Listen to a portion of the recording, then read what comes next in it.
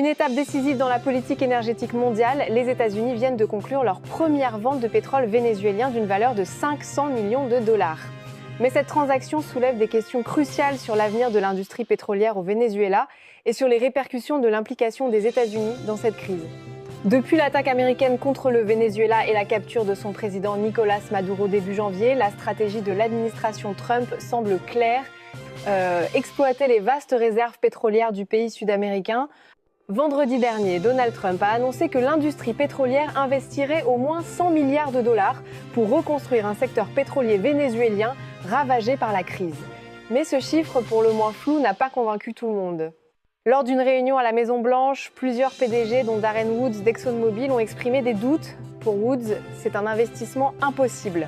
L'absence d'un cadre juridique clair rend tout retour sur investissement incertain, une opinion partagée par de nombreux dirigeants. Malgré ces réserves, l'administration Trump reste optimiste, affirmant que des discussions positives sont en cours avec des entreprises pétrolières prêtes à investir dans la reconstruction de l'infrastructure énergétique du Venezuela.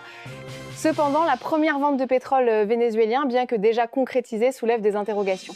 Le pétrole brut vénézuélien, selon des sources, se vend à des prix bien inférieurs à ceux du pétrole provenant d'autres pays comme le Canada, une stratégie à haut risque qui pourrait bien perturber l'équilibre du marché mondial de l'énergie.